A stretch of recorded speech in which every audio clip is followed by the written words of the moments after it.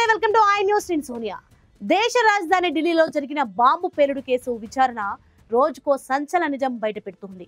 ఉగ్రవాదుల కోసం ఇప్పుడు టెర్రర్ ఏజెన్సీలు గాలిస్తున్నది గన్ పట్టుకునే వారిని కాదు, స్టెథోస్కోప్ పట్టుకునే వారిని.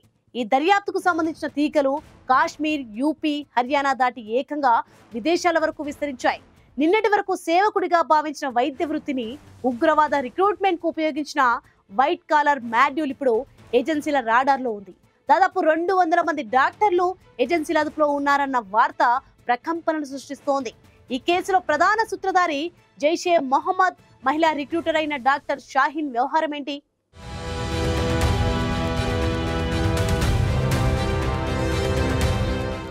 ఢిల్లీ బాంబు బ్లాస్ట్ కేసుకు సంబంధించి భద్రతా ఏజెన్సీలు లిస్టు తయారు చేశాయి. ఒక్కొక్కరిని ప్రశ్నిస్తున్నారు.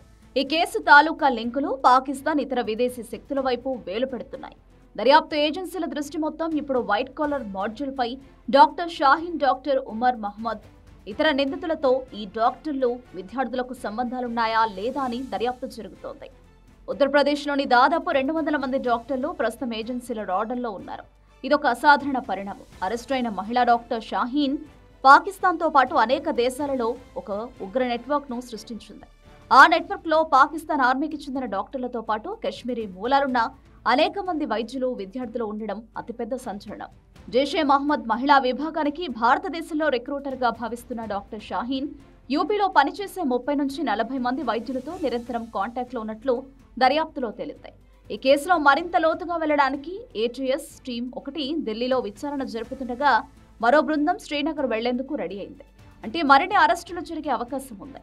నిన్నటి రాత్రి దర్యాప్తు సంస్థలు హర్యానాలోని మేవాత్ ప్రాంతం నుంచి 3 డాక్టర్లను అదుపులోకి తీసుకున్నాయి.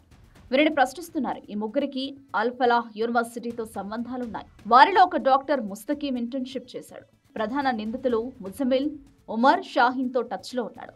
ఉగ్రవాదం, ఈ కొత్త వైట్ కాలర్ ముఖం ఇప్పుడు దేశ భద్రతకు అతిపెద్ద సవాల్గా మారింది.